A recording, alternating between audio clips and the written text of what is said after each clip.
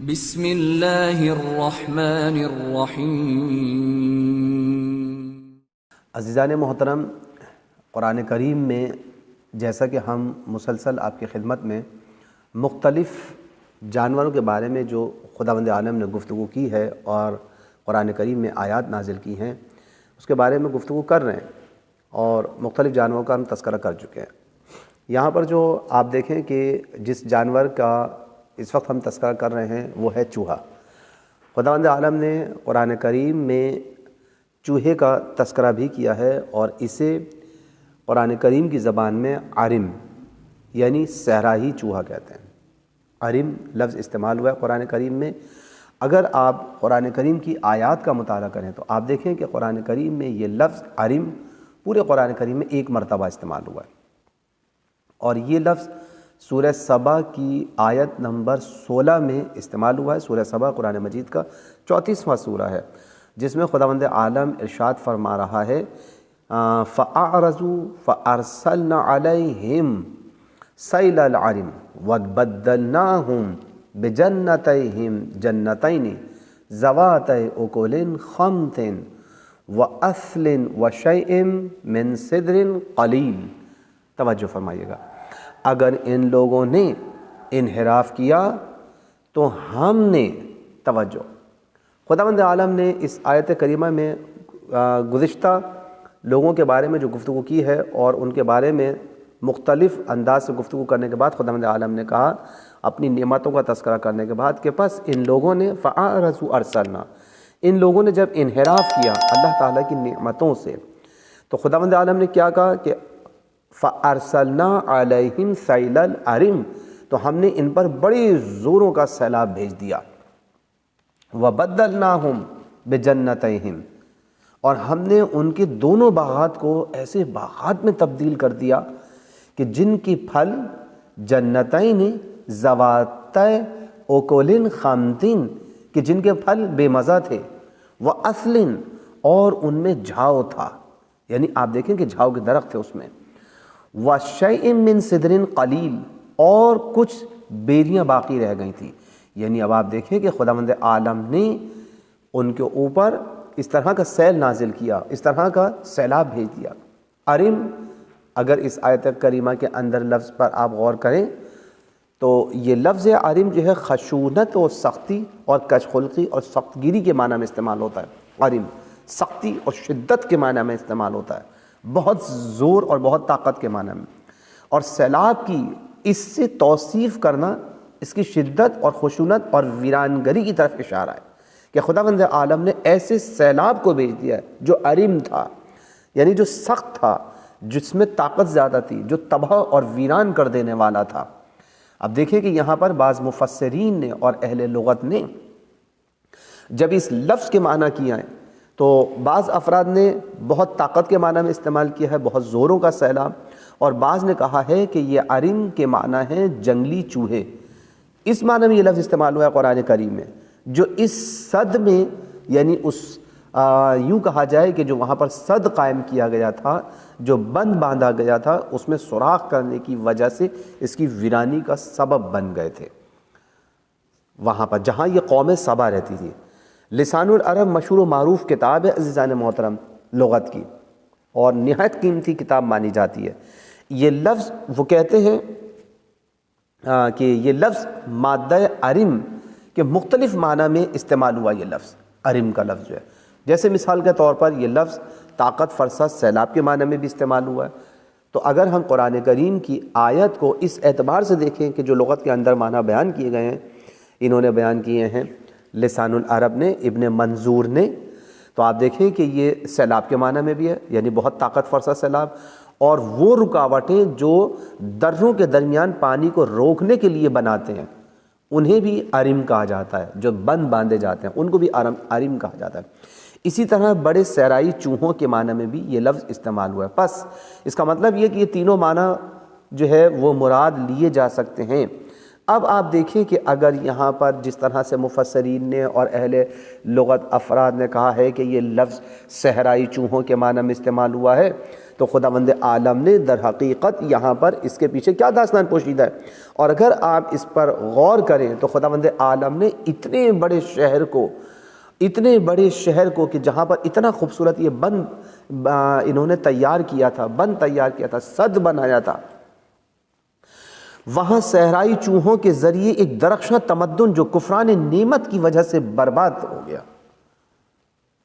اتنی عظیم نعمتوں والا شہر خداوند عالم نے کس کے ذریعے برباد کر دیا؟ اپنے لشکر کو بھیجا۔ کون تھا وہ لشکر؟ آپ دیکھیں کہ خداوند عالم کے لشکروں کے بارے میں آپ تصور نہیں کر سکتے کہ جب خداوند عالم کسی قوم پر صوت عذاب کا کوڑا نازل کرتا ہے تو اپنے لشکر کس کس صورت میں بھیج دیتا ہے۔ یعنی آپ یہ دیکھیں کہ انسان تصور نہیں کر سکتا کہ وہاں پر چوہے پیدا ہو جائیں گے، وہاں چوہے آ جائیں گے، اور وہ بھی صحرائی چوہے، بڑے طاقتور ہوتے ہیں صحرائی چوہے، ان کی طاقت بہت زیادہ ہوتی ہے شہری چوہوں کے مقابلے میں۔ یہ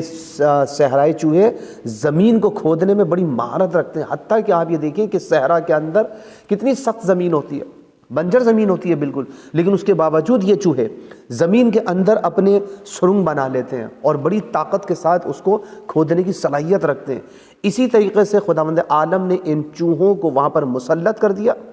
اور ان کو بھیج دیا، اور وہاں پر اس سد کے اندر جب انہوں نے سوراخ کیے تو آپ دیکھیں کہ پھر سیلاب آیا، اور اس کی داستان پوری کی پوری آپ قرآن کریم میں ملاحظہ کر سکتے ہیں۔ خداوند عالم نے، توجہ کیجیے گا، حضرت داؤد اور سلیمان علیہ السلام کو جو اہم نعمتیں عطا کی تھیں، کس طرح سے خداوند عالم نے درخشاں تمدن و تہذیب کو صوت عذاب کے کوڑے کے ذریعے نابود کر دیا۔ اب توجہ فرمائیے گا کہ خداوند عالم نے داؤد اور جناب سلیمان علیہ السلام کو جو اہم نعمتیں عطا کی تھیں، اور ان دونوں پیغمبروں نے جس طرح سے ان کا شکر ادا کیا تھا، ان کا حال بیان کرنے کے بعد خداوند عالم ایک اور قوم کے بارے میں کہ جو ان کے نقطۂ مقابل میں قرار پائی تھی، خداوند عالم گفتگو کر رہا ہے، اور شاید وہ اسی زمانے میں یا تھوڑا سا ان کے بعد زندگی بسر کرتے تھے یہ لوگ۔ کہ آپ دیکھیں کہ خداوند عالم نے پہلے حضرت داؤد علیہ السلام کے بارے میں، جناب سلیمان علیہ السلام کے بارے میں گفتگو کی، اور پھر اس کے بعد یہاں پر قوم سبا کے بارے میں گفتگو کی ہے کہ وہ قوم کیسی تھی، اور حضرت داؤد علیہ السلام نے کس طرح سے خداوند عالم کا شکر ادا کیا تھا۔ تو خداوند عالم اپنے شکر ادا کرنے والے بندوں کو کس طرح سے نوازتا ہے، اور جو خداوند عالم کی نعمتوں کے سامنے انحراف کا شکار ہوتے ہیں، کفران نعمت کرتے ہیں، خداوند عالم پھر انہیں کس طرح سے عذاب کے کوڑے کا مزہ چکھاتا ہے۔ توجہ فرمائی، وہ قوم حضرت داؤد علیہ السلام اور حضرت سلیمان علیہ السلام کے زمانے میں یا تھوڑا سا بعد زندگی بسر کر رہی تھی، وہ بھی ایک ایسی قوم تھی کہ خدا نے انہیں انواع و اقسام کی نعمتیں عطا کی تھی، پروردگار عالم نے نعمتوں میں کمی نہیں کی، لیکن انہوں نے کفران نعمت اختیار کر لیا، اور پھر اس کے بعد کیا ہوا؟ لہٰذا خداوند عالم نے کیا کیا؟ اپنی نعمتیں ان سے سلب کر لی، اور وہ اس طرح سے پریشان اور دربدر ہوئے کہ ان کی زندگی کا ماجرا سارے جہان کے لوگوں کے لیے ایک درس عبرت بن گیا۔ توجہ فرمایا آپ نے؟ اور وہ قوم سبا تھی جس کے بارے میں خداوند عالم نے یہ سارا سلسلہ بیان کیا ہے۔ قرآن مجید نے ان کی عبرت انگیز اس سرگزشت کو، اس واقعے کو، اس داستان کو 5 آیتوں کے ضمن میں بیان کیا ہے، اور ان کی زندگی کے جزیات و خصوصیات کے اہم حصے کی طرف انہی 5 مختصر سی آیات میں عزیزان محترم اشارہ کیا ہے اور اس کو بیان کر دیا کہ خداوند عالم نے کس طریقے سے اس قوم کو نابود کیا اور کس طرح سے کفران نعمت کرنے والوں کو عذاب کے کوڑے کا مزہ چکھایا۔ توجہ کیجیے گا، تو خداوند عالم نے ان 5 آیتوں میں جس طرح سے خلاصتاً اشارتاً بیان کیا ہے، توجہ فرمائیں۔ پہلے خداوند عالم کہہ رہے گا، دیکھیں کس طرح سے چوہوں کے ذریعے پوری قوم کو نابود کر دیتا ہے خداوند عالم۔ پہلے فرمایا خداوند عالم نے لَقَدْ كَانَ لِسَبَإٍ فِي مَسْكَنِهِمْ آیَةٌ، قوم سبا کے لیے ان کے محل سکونت میں خدائی قدرت کی ایک نشانی تھی۔ آپ دیکھیں کہ وہ نشانی کیا ہے جہاں قوم سبا رہ رہی تھی۔ توجہ فرمائیے گا، جیسا کہ ہم دیکھیں گے کہ خدا کی اس بزرگ آیت کا سرچشمہ یہ تھا کہ قوم سبا اس علاقے کے اطراف میں واقع پہاڑوں کی محل وقوع اور ان کے خاص حالات و شرائط اور اپنی خوددار ذہانت اور ہوشمندی سے استفادہ کرتے ہوئے ان سیلابوں کو جو سوائے ویرانی اور تباہی کے کوئی نتیجہ نہ دیتا تھا، ایک قوی اور مستحکم بند کے پیچھے روک دینے پر قادر ہو گئے تھے۔ یعنی آپ دیکھیں کہ جو سیلاب آتے تھے اور وہ سیلاب اتنے خطرناک ہوتے تھے کہ پورے شہر کو نابود کر دیں، آبادی کو تباہ کر دیں، برباد کر دیں، خداوند عالم نے ان کو یہ ذہانت دی، یہ شعور دیا کہ اس پانی کو روکیں اور اس کے لیے ایک بہترین بند بنائیں، اور بند بنانے کے بعد اس ویران کرنے والے سیلابوں کے پانی کو جمع کرنے کی اللہ تعالیٰ نے ان کو صلاحیت دے دی، اور انہوں نے اس چیز پر قدرت حاصل کر لی کہ اس سارے پانی کو یکجا کر لیا اس بند کے ذریعے، اس سد کے ذریعے، کہ یہ قوم سبا کامیاب ہو گئی، اور جس کی وجہ سے انہوں نے بہت ہی آباد ملک تعمیر کر لیا تھا۔ عزیزان محترم، آپ دیکھیں کہ وہ سیلاب کہ جو تباہی کا سبب تھا، جو ویرانگری کا سبب تھا، جو نابودی کا سبب تھا، اسی سیلاب کے پانی کو روک کر انہوں نے ایک آباد کرنے والے بند کی صورت میں اس کو محفوظ کر لیا اور ایک بہترین شہر آباد کر لیا تھا۔ اس میں کامیاب ہو گئے۔ یہ کتنی عظیم آیت ہے خداوند عالم کی کہ ایک ویران اور برباد کرنے والا عامل عمران و آبادی کے اہم ترین عوامل میں بدل جائے۔ توجہ فرمائی آپ نے۔ تو خداوند عالم کے عطا کردہ شعور کی بنا پر انسان نہایت نقصان دینے والی چیزوں کو بہترین عامل میں تبدیل کر سکتا ہے، اپنی نعمتوں کو یوٹیلائز کرنے کے لیے، نعمتیں حاصل کرنے کے لیے، ان سے استفادہ کرنے کے لیے۔ تو عزیزان محترم، اگر یہاں پہ بھی ہم توجہ فرمائیں تو ہم یہ کہہ سکتے ہیں کہ اگر انسان شکر نعمت کرے اور پروردگار عالم کی نعمتوں کی طرف متوجہ رہے تو خداوند عالم انسان کو یہ شعور عطا کرتا ہے، یہ حوصلہ عطا کرتا ہے، یہ فکر عطا کرتا ہے کہ وہ بدترین چیزوں سے بہترین چیزیں بنانے میں کامیاب ہو جائیں، خراب ترین چیزوں یعنی نابود کرنے والی چیزوں سے کہ جو انسان کی تباہی کا سبب بنے، انسان اگر انہیں صحیح طور پر استعمال کرے تو خداوند عالم صحیح استعمال کا شعور عطا کر دیتا ہے، اور پھر جب شعور عطا کرتا ہے تو وہ ایسی چیزیں بنا لیتے ہیں کہ جس سے شہر آباد ہوں، جس سے آبادیاں محفوظ ہو جائیں، جو نعمتوں کو تباہی کے سبب میں تبدیل نہ کرے بلکہ نعمتوں کو محفوظ کرنے کے لیے تیار ہو جائیں۔ توجہ فرمائیے آپ نے۔ اب دیکھیں ہم خود اس لفظ سبا کے اوپر اگر توجہ کریں کہ یہ کون تھا سبا، تو آپ دیکھیں کہ یہ کس کا نام ہے اور یہ کیا چیز ہے لفظ سبا جو قرآن کریم میں استعمال ہو رہا ہے۔ مورخین کے درمیان عزیزان محترم اس میں اختلاف ہے، لیکن مشہور یہ ہے کہ سبا یمن کے اعراب کے باپ کا نام تھا، یعنی یمنی عرب جو ہیں ان کے مورث اعلیٰ کا نام جو ہے وہ سبا ہے۔ توجہ فرمائی آپ نے۔ اور اس روایت کے مطابق کہ جو نبی کریم صلی اللہ علیہ وآلہ وسلم سے نقل ہوئی ہے وہ ایک آدمی تھا اور اس کا نام سبا تھا، اور اس کے 10 بیٹے تھے، اور ان میں سے ہر ایک سے وہاں کے قبائل میں سے ایک قبیلہ وجود میں آیا، یعنی 10 بیٹے 10 قبیلے وجود میں آ گئے۔ تو اس وجہ سے بعض نے کہا ہے کہ یہ ایک آدمی ہے اور اس کے قبیلوں کو سبا کہا گیا، قوم سبا اس کے قبیلوں کو کہا ہے جو اس کے بیٹوں سے قوم وجود میں آئی۔ بعض افراد سبا کو سرزمین یمن یا اس کے کسی علاقے کے نام کو سمجھتے ہیں کہ یہ جو سبا ہے در حقیقت یا تو یہ یمن ہی کو سرزمین سبا کہتے ہیں، ملک سبا کہتے ہیں، کہ اس لفظ یہ جو لفظ سبا ہے جو قرآن کریم میں استعمال ہو رہا ہے در حقیقت یمن ہے، بعض کا نظریہ یہ ہے، اور بعض کہتے ہیں کہ یا پھر یمن کے کسی علاقے کا نام ہے۔ اور آج اگر آپ تفاسیر کا تاریخ کا مطالعہ کریں تو آپ دیکھیں گے کہ اس زمانے میں تو یہ بات معلوم نہیں ہوتی تھی کہ یہ اس وقت سبا کہاں ہے، اور داستان لوگ کے ذہن سے نکل چکی تھی۔ کبھی مجھے موقع ملا تو میں اس کے بارے میں مزید تفصیل سے بیان کروں گا، لیکن آج دیکھیں کہ لوگ وہاں تک پہنچنے میں کامیاب ہوئے اور یہ پتہ چلانے میں کامیاب ہو گئے کہ وہ علاقہ کس جگہ موجود تھا، وہ کیسے لوگ تھے، کس طرح کی زندگی بسر کرتے تھے۔ حد یہ کہ وہاں کے آثار قدیمہ سے بہت سے آثار بھی ملے جو یورپ کے میوزیم کے اندر آج آپ کو نظر آئیں گے۔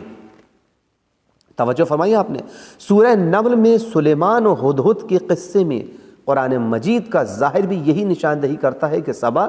کسی جگہ، علاقے یا مقام کا نام ہے، جہاں پر خداوند عالم یہ کہتا ہے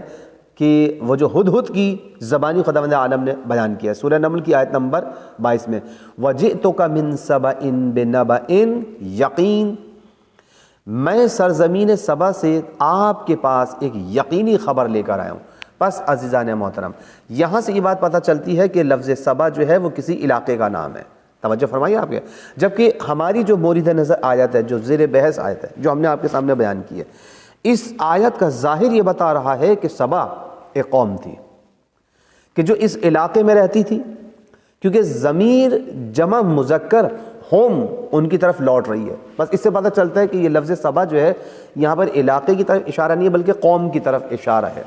توجہ فرمائی آپ نے۔ لیکن ان دونوں تفسیروں میں عزیزان محترم کوئی منافات نہیں ہے، کیوں؟ اس لیے کہ ممکن ہے کہ ابتدا میں سبا کسی شخص کا نام رہا ہو، پھر اس کے تمام بیٹے اور قوم اس نام سے موسوم ہوئے ہوں، اور اس کے بعد یہ نام اس سرزمین کی طرف منتقل ہو گیا ہو، تو اس کا مطلب یہ ہے کہ پہلے ممکن ہے کہ یہ لفظ ایک خاص فرد کا نام رہا ہو سبا، پھر اس کے جو 10 بیٹے ہیں اور ان کی قوم اور ان کی نسل جو بڑی ہے ان سب لوگوں کو قوم سبا کہا گیا، اور پھر جس جگہ پر یہ لوگ رہ رہے تھے اس جگہ کا نام بھی ملک سبا پڑ گیا۔ تو اس میں کوئی منافات نہیں ہے کہ ہو سکتا ہے کہ یہ وہی جگہ ہو، ٹھیک ہے۔ اس کے بعد قرآن کریم نے اس خدائی آیت کی تشریح کرتے ہوئے کہ جو قوم سبا کے اختیار میں قرار پائی تھی وہ کیا تھی، اس طرح فرماتا ہے جنتان عن یمین و شمال، 2 بڑے باغ تھے دائیں اور بائیں، توجہ فرمایا آپ نے، دائیں اور بائیں 2 بڑے باغ تھے، وجنتان عن یمین و شمال۔ یہ ماجرا اس طرح تھا کہ قوم سبا اس عظیم بند کے ذریعے جو انہوں نے اس علاقے کے پہاڑوں کے درمیان بنایا تھا، اس بات پر قادر ہو گئی تھی کہ ان فراوان سیلابوں کو جو ویرانی کا سبب بنتے تھے یا کم از کم بیابانوں میں بیکار فضول طور سے ضائع اور تلف ہو جاتے تھے، اس بند کے پیچھے ذخیرہ کر لیں اور اس طرح سے وسیع و عریض زمینوں کو زیر کاشت لائیں۔ توجہ فرمائی آپ نے، وہ کوئی معمولی اور سادہ کام نہیں تھا، اور ان کے باغ کوئی سادہ باغ نہیں تھے، معمولی باغ نہیں تھے، بلکہ جو یعنی وہ آباد کرنے میں کامیاب ہو گئے اس سیل اور سیلاب کے پانی سے، توجہ کیجیے گا، بلکہ یہ ایک عظیم نہر کے دونوں طرف باغوں کا ایک مسلسل اور ملا ہوا آپس میں ایک سلسلہ تھا۔ توجہ فرمائے کہ بیچ میں نہر بہہ رہی ہے، یعنی ایک بہت بڑا دریا بہہ رہا ہے، اور ان کے دونوں طرف اتنے حسین و جمیل باغات جو گھنے باغات ہیں، یعنی یوں کہا جائے کہ سورج کی روشنی بھی زمین پر نہیں پڑتی تھی اکثر جگہوں پر، یعنی اتنے وسیع و عریض علاقے میں اتنے گھنے باغات اور اتنے پھلدار درخت، اتنے خوشبودار درخت وہاں پر موجود تھے۔ تو عزیزان محترم یہ بہترین کام پروردگار عالم نے ان کے اختیار میں دے دیا، توجہ فرمائیے آپ نے۔ اب آپ دیکھیں یہ اتنی برکتوں والے تھے کہ تاریخوں میں آیا کہ اگر کوئی شخص ایک ٹوکری اپنے سر پر رکھ کر پھلوں کی فصل کے درمیان سے اگر گزرتا تھا، آپ دیکھیں کہ درخت دونوں طرف لگے ہوئے اور اپنے سر پر ایک ٹوکرا رکھ لیا اور ان کے بیچ میں سے گزر رہا ہے، انہیں عبور کرتے کرتے یعنی ابھی کچھ ہی فاصلے پر گزرے گا، تو اتنے درخت میں سے پھل گرا کرتے تھے، مختلف پھلوں گرتے ہوئے مسلسل اس کی ٹوکری میں گرتے تھے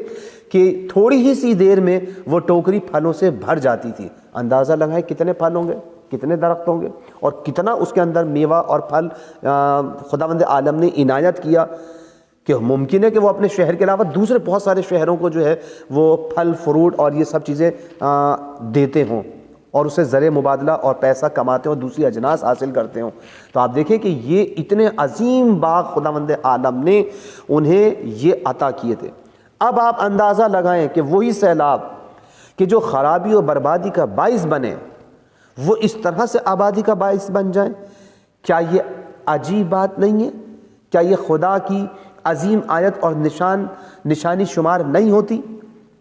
کہ جو چیز تباہ و بربادی کا سبب تھا وہی آبادی و عمران کا سبب بن گیا؟ توجہ فرمائی آپ نے۔ اب آپ اندازہ لگائیں کہ ان تمام باتوں کے علاوہ اس سرزمین پر حد سے زیادہ امن و امان سایہ فگن تھا۔ دیکھیں یہ تو ہو گئی مادی نعمتیں، اور معنوی نعمت آپ دیکھیں کہ امن و امان ہے اس جگہ پر، کوئی لوٹنے والا نہیں ہے۔ آپ پیسہ لے کے جا رہے ہیں، آپ اپنی اشیاء لے کر جا رہے ہیں، آپ جا رہے ہیں، کوئی لوٹے گا نہیں آپ کو، یعنی اتنا بہترین شہر، ایسا بہترین شہر۔ تو اب آپ اندازہ لگائیں کہ پروردگار عالم کی یہ ایک عظیم نعمت ہوتی ہے عزیزان محترم، نعمت یہ امن و امان۔ آپ دیکھیں آج ہمارے ملک میں ہے یہ سب چیزیں، ہمارے شہروں میں یہ سب چیزیں ہیں، انسان آپ دیکھیں کہ انسان سے ڈر رہا ہے عزیزان محترم، یعنی جو انسانوں کے جو محافظ ہیں خود محافظین سے آج انسان خوف زدہ ہے۔ توجہ فرمایا آپ نے؟ تو آپ اگر کوئی سامنے آتے ہوئے ویرانے میں نظر آ جائے، اندھیرے میں نظر آ جائے، تو آپ سب سے پہلے خوف زدہ ہوتے ہیں کہ کہیں یہ ہمیں لوٹ نہ لے۔ توجہ فرمائی آپ نے؟ تو پروردگار عالم کی یہ ایک بہت بڑی نعمت ہے انسان کے لیے امن و امان کا مسئلہ۔ آپ دیکھیں کہ اس سرزمین پر امن و امان سایہ فگن تھا کہ وہ خود بھی حق تعالیٰ کی ایک آیت شمار ہوتا ہے، یہ بھی پروردگار کے عالم کی آیات میں سے ایک آیت ہے۔ اس کے بعد آپ دیکھیں خداوند عالم مزید فرماتا ہے کلو من رزق ربکم واشکروا لہ، ہم نے ان سے کہا کہ اپنے پروردگار کی اس فراوان روزی میں سے کھاؤ اور اس کا شکر ادا کرو۔ ایک پاک و پاکیزہ شہر اور پروردگار بخشنے والا اور مہربان ہے، بلدتن طیبہ، یعنی ہم نے جو تمہیں شہر عنایت کیا ہے یہ بلدہ طیبہ ہے، یعنی پاکیزہ شہر ہے، محفوظ شہر ہے، امن کا گہوارہ ہے۔ وَرَبٌّ غفور، اور پروردگار بخشنے والا اور مہربان ہے۔ تو یہ نعمتیں پروردگار عالم کی طرف سے ہیں کہ خداوند عالم نے اتنی نعمتوں کے باوجود اتنی نعمتیں بھی عطا کیں، اور پھر نعمتیں عطا کرنے کے بعد کوئی لوٹنے والا بھی نہیں ہے عزیزان محترم۔ تو یہ آیت در آیت ہے۔ تو آپ اگر دیکھیں تو خداوند عالم کی نشانیوں میں سے ایک نشانی ہے، اور پھر دیکھیں خداوند عالم نے ساری نعمتیں بھی دیں، اور پھر جب تباہ کرنے پر آیا اس قوم کو تو کس طریقے سے تباہ کیا ہے، توجہ رکھنے کی ضرورت ہے۔ آپ دیکھیں انسان تصور بھی نہیں کر سکتا، وہ یہ سمجھ رہے تھے کہ ہم نے اتنا مضبوط بند باندھا ہوا ہے، اور اس بند کو توڑا تو کس کے ذریعے؟ چوہوں کے ذریعے۔ توجہ فرمائی آپ نے؟ چوہا ایک ضعیف مخلوق ہے، یعنی آپ دیکھیں آپ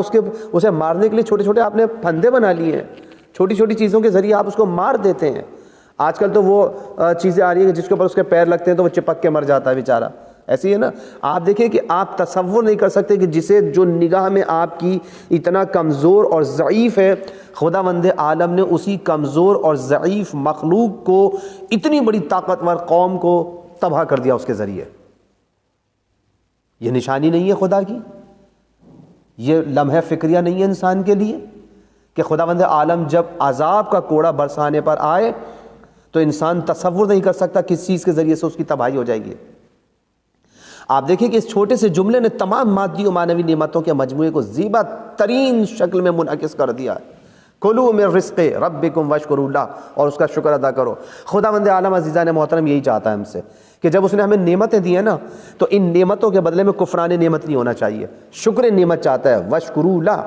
لئن شکرتم لازیدنکم، اگر تم شکر ادا کرو گے اس کی نعمتوں کا تو تمہاری نعمتوں میں اضافہ کر دے گا،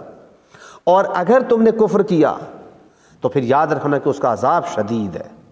اسی لیے دیکھیں خداوند عالم نے کہا کہ کلوا من رزق ربکم واشکروا لہ، اللہ کی نعمتوں میں سے کھاؤ پیو جو تمہیں عطا کی ہیں، اتنی ساری نعمتیں پروردگار کا عطا کردہ یہ رزق ہے۔ واشکروا لہ، اور اسی کا شکر ادا کرو، نا شکر نہ بنو۔ بلدتن طیبہ، اس نے تمہیں اتنا خوبصورت شہر عنایت کیا ہے، نعمتوں والا شہر۔ ورب غفور، اور وہ پروردگار بخشنے والا ہے، مہربان ہے، غفور ہے، تمہارے گناہوں پہ پردہ ڈالنے والا ہے، تمہاری برائیوں پر پردہ ڈالنے والا ہے۔ شرط یہ کہ تم شکر گزار بندے تو بنو، پروردگار کی نعمتوں کے سامنے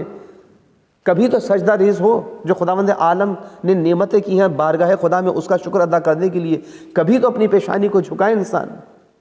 اس چھوٹے سے جملے نے بس توجہ رکھیے گا کہ تمام مادی و معنوی نعمتوں کو، ان کے مجموعے کو زیبا ترین شکل میں منعکس کر دیا، خوبصورت ترین تصویر پیش کی ہے خداوند عالم نے۔ مادی نعمتوں کے لحاظ سے آپ دیکھیں تو وہ پاک و پاکیزہ زمین رکھتے تھے جو چوروں، ظالموں، آفات و بلیات، خشک سالی، قحط اور بد امنی، وحشت جیسی طرح طرح کے مصائب سے پاک تھی۔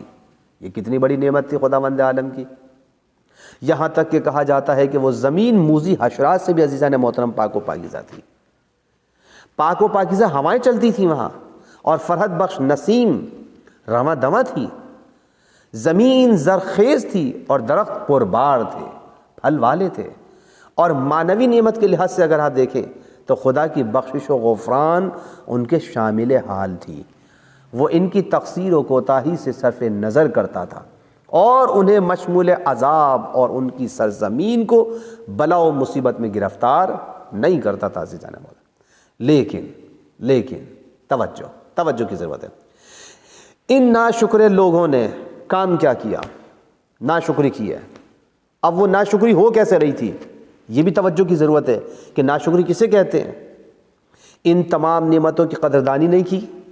اور وہ کس طرح سے رہے گی؟ اور آزمائش کی کٹھالی سے یہ لوگ صحیح و سالم باہر نہیں آ سکے۔ انہوں نے کفران نعمت کیا اور روگردانی کی راہ اختیار کر لی، لہٰذا خداوند عالم نے بھی انہیں سخت عذاب کا مزہ چکھا دیا۔ اسی لیے بعد والی آیت میں خداوند عالم ارشاد فرما رہا ہے فَأَعْرَضُوا، جیسا کہ ہم نے بیان کیا ہے کہ وہ خدا سے روگرداں ہو گئے، انہوں نے انحراف کیا، اس کی نعمتوں کا شکر ادا نہیں کیا، اس کی ولیوں کو جھٹلانا شروع کیا۔ دیکھیں انہوں نے کام کیسے کیسے کیے۔ انہوں نے خدا کی نعمتوں کی ناقدری کی، عمران و آبادی اور امن و امان کو عام سی چیز خیال کیا کہ امن و امان۔ آپ دیکھیں کہ یہ امن و امان عزیزان محترم یہ عام سی چیز نہیں ہے، اسے ہلکا نہیں لینا چاہیے، یہ بہت پروردگار عالم کی عظیم نعمت ہے، دنیا ترستی ہے اس چیز کے لیے۔ اور آپ دیکھیں کہ ہمارے شہر خدا نہ کرے کہ اس چیز سے خالی ہو جائیں، اور بہت سارے لوگ، بعض لوگ بلکہ یوں کہا جائے کہ شہر کا امن و امان تباہ کرنے کے در پہ رہتے ہیں،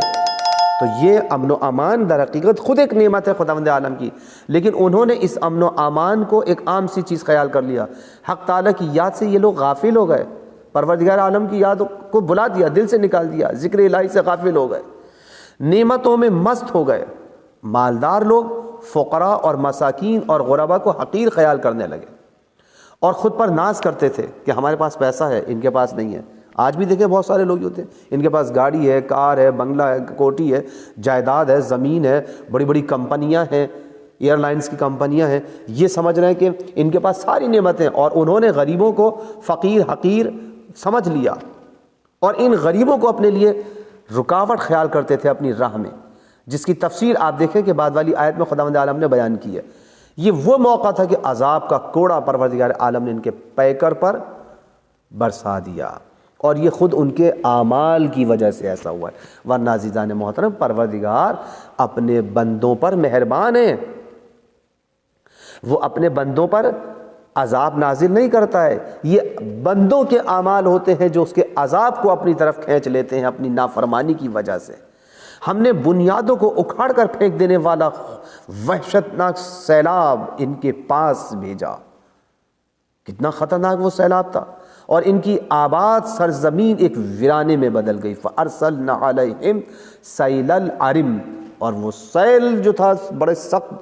زوروں کا سیلاب تھا جو ان کو پر بھیج دیا۔ اور یہ کس کے ذریعے بھیجا؟ داستان میں آپ ملاحظہ فرمائیں، تاریخ میں واضح طور پر لکھا ہے کہ وہ چوہے تھے جو اس علاقے کے اندر موجود تھے، صحرا کے اندر، اور وہاں سے وہ نکل کر آئے ہیں، اور خداوند عالم نے ان کو گویا یوں کہا جائے کہ ان پر حکم نازل کیا کہ اس طریقے سے جا کر اس بند کو نابود کر دیں، اور انہوں نے رات بھر میں اس بند کے اندر گھس کر سوراخ کر دیے بڑے بڑے، اور جس کی وجہ سے پھر وہاں سے بارش ہوئی آسمان کی طرف سے۔ دیکھیں آسمان کی طرف سے بارش کا بہاؤ بھی بڑھا، اور جب بارش موسلا دھار ہوئی ہے اور پانی کا بہاؤ زور بڑھا تو نتیجہ کیا ہوا؟ وہ سوراخ تو پہلے ہی ہو چکے تھے، بند کمزور ہو چکا تھا، اور اس کمزور بند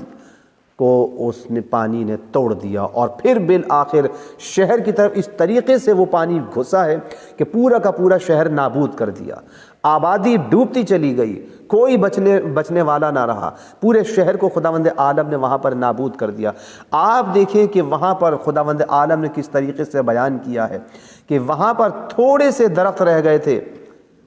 تھوڑے سے بہت ہی کم نفع دینے والے درخت، جس میں کچھ چند بیری کے درخت تھے اور جھاؤ تھا۔ جھاؤ کیا چیز ہوتی ہے؟ آپ دیکھیں کہ پانی کے کنارے پر وہ باریک باریک لکڑیاں سی کھڑی ہو جاتی ہیں جس سے ٹوکرے اور ٹوکریاں وغیرہ بھی بنتی ہیں، اس قسم کے جھاؤ وہاں پر، یعنی جھاڑ جھنکار بس رہ گیا، اور کچھ بہت ہی خراب قسم کے پودے باقی رہ گئے تھے، تو جھاڑ جھنکار جسے یوں کہا جائے۔ تو اب آپ دیکھیں کہ یہاں اس نقطے کی طرف توجہ کر دینے کی ضرورت ہے عزیزان محترم، توجہ رکھیے گا کہ ان تمام سرسبز و شاداب درختوں کے بجائے بہت ہی کم قدر قیمت والے بیابانی اور جنگلی قسم کے چند ایک درخت، کہ شاید ان میں سے سب سے زیادہ درخت جو یوں کہا جائے کہ اہمیت کے حامل تھے وہ چند بیری کے درخت، اور وہ بھی صرف ان کی تعداد بہت کم تھی۔ اب آپ دیکھیں کہ اس داستان کے اندر خداوند عالم نے ہمارے لیے عبرت کا مقام رکھا ہے کہ انسان یہ تصور نہ کرے کہ اس کی نعمتیں ہمیشہ باقی رہنے والی ہیں۔ اگر ناشکرے کریں گے تو آپ دیکھیں کہ وہ کسی بھی چیز کے ذریعے سے ان نعمتوں کو نابود کر دیتا ہے۔ کل پروردگار عالم کی طرف سے آپ دیکھیں کہ یہ چوہے تھے جنہوں نے اس صد کو نابود کر دیا تھا۔ کوئی بھی کسی بھی طریقے سے مختلف قوموں کا آپ تجزیہ کریں تو آپ دیکھیں کہ ایسے ایسے لشکر خداوند عالم کی طرف سے آئے، جیسے ابابیل کا لشکر آیا، اسی طرح سے مینڈکوں کا عذاب آیا، دوسرے عذاب آئے خداوند عالم کی طرف سے۔ کسی بھی لمحے کسی بھی قسم کا عذاب قوموں پر آتا رہا ہے۔ جو ناشکرے ہوتے ہیں انسان کو خداوند عالم بالآخر نافرمانوں کو گھیر لیتا ہے۔ اب آپ دیکھیں کہ یہاں پہ جو یہ 3 قسم کے درختوں کا تذکرہ ہوا ہے، ممکن ہے کہ یہ 3 گروہوں کی طرف اشارہ ہو کہ ان درختوں میں سے ایک حصہ نقصان دہ تھا، بعض بے مصرف تھے، بالکل کسی کام کے نہیں تھے، کسی عقارت کے نہیں تھے، اور بعض بہت ہی کم نفع دینے والے تھے۔ پھر دیکھیں خداوند عالم نے کیا کہا، ذالک جزیناہم بما کفروا، نتیجہ نکالتے ہوئے خداوند عالم دیکھیں کہہ رہا ہے کہ یہ ہم نے ایسا کیوں کیا، کیوں ان کو نابود کر دیا سیلاب عارم کے ذریعے، ایسا سیلاب کے جو چوہوں کے ذریعے آیا تھا، کیوں ہم نے ان کے ساتھ یہ کیا؟ کہا اس وجہ سے کہ یہ ہماری طرف سے ان کے کفران نعمت کی سزا تھی، جزیناہم بما کفروا، اس لیے کہ انہوں نے کفر اختیار کیا، کفران نعمت کیا، تو خداوند عالم نے ان کے اوپر سیلاب عارم کو نازل کر دیا۔ لیکن اس غرض سے کہ کہیں یہ تصور نہ کر لیا جائے کہ یہ انجام صرف اسی گروہ کے ساتھ مخصوص تھا، بلکہ ان تمام لوگوں کے لیے ہے کہ جو انہی جیسے اعمال کے مرتکب ہوں گے۔ خداوند عالم نے اس کی عمومیت کو مسلم رکھا ہے، اس طرح اضافہ کرتا ہے وَهَلْ نُجَازِي إِلَّا الْكَفُورَ، توجہ فرمایا آپ نے، کیا ہم کفران نعمت کرنے والوں کے سوا کسی اور کو اس قسم کی سزا دیتے ہیں؟ اس کا مطلب یہ ہے کہ خداوند عالم نے واضح طور پر بتایا کہ دیکھو جو بھی کفران نعمت کرے گا یہ اس کی سنت ہے کہ اگر اس کی نعمتوں پر کفران نعمت کیا جائے تو خداوند عالم انہیں مشکلات میں مبتلا کر دے گا، ان کو ان کے حال پہ چھوڑ دیتا ہے۔ اور پھر دیکھیں سیلاب جیسی جو عظیم پانی کی نعمت میں موجود تھا اسے سیلاب میں تبدیل کر دیا اور ان کے لیے مصیبت کھڑی ہو گئی۔ بس عزیزان محترم، در حقیقت اگر آپ دیکھیں تو نبوت ہمارے لیے ایک بہترین نعمت ہے خداوند عالم کی طرف سے، تو جو اگر انسان اس نعمت عظمیٰ کا انکار کرتا ہے، نافرمانی کرتا نبی کریم صلی اللہ علیہ وآلہ وسلم کی، اسی طرح سے ولایت اہل بیت علیہ السلام نعمت عظمیٰ ہے، نعمت کبریٰ ہے۔ اگر اس نعمت کا انکار کیا جائے، اس کا کفران کیا جائے، کفران نعمت کیا جائے، تو یاد رکھیں انسان مشکلات اور پریشانیوں میں شکار ہو جائے گا، اور پھر سوتا عذاب یعنی عذاب کا کوڑا اس کے اوپر برس جائے گا، اور آپ دیکھیں کہ پھر انسان کو نجات نہیں ملتی ہے اور وہ دنیا کے لیے عبرت ناک بن جاتا ہے۔ تو آپ دیکھیں کہ کیا وجہ ہے کہ ہم اتنے سارے ہونے کے باوجود، اتنی نعمتوں میں ہونے کے باوجود، نعمتیں ہمارے پاس موجود ہیں، مادی نعمتیں ہمارے پاس موجود، ہمارے پاس خداوند عالم نے کائنات کا سب سے عظیم ترین نبی ہمیں عنایت کیا ہے، کائنات کے سب سے عظیم ترین اولیاء خداوند عالم نے ہمارے لیے عنایت کی ہیں، لیکن آپ دیکھیں خداوند عالم کا یہ اصول ہے، اس نے واضح طور پر کہہ دیا هل نجازی الا الکفور، کیا کسی اور کو اس قسم کی سزا دیتا ہے کفران نعمت کرنے والوں کے علاوہ؟ تو عزیزان محترم، حقیقت یہ ہے کہ ہم نے نبی کریم صلی اللہ علیہ وآلہ وسلم کی نافرمانی کی اور اہل بیت علیہ السلام کا اتباع نہیں کیا، اس وجہ سے ہم تمام نعمتیں ہونے کے باوجود دشمن سے خائف رہتے ہیں اور پریشانیوں میں مبتلا ہیں۔ اگر آج بھی دنیا، آج بھی امت مسلمہ اس بات کو محسوس کر لے اور نبی کریم صلی اللہ علیہ وآلہ وسلم کی فرمائش کے مطابق، ان کی وصیت کے مطابق، ان کی فرمودات کی روشنی میں اگر اہل بیت علیہ السلام سے تمسک کرے، وابستہ ہو جائے، تو یقینی طور پر ان تمام مشکلات کا مقابلہ کیا جا سکتا ہے۔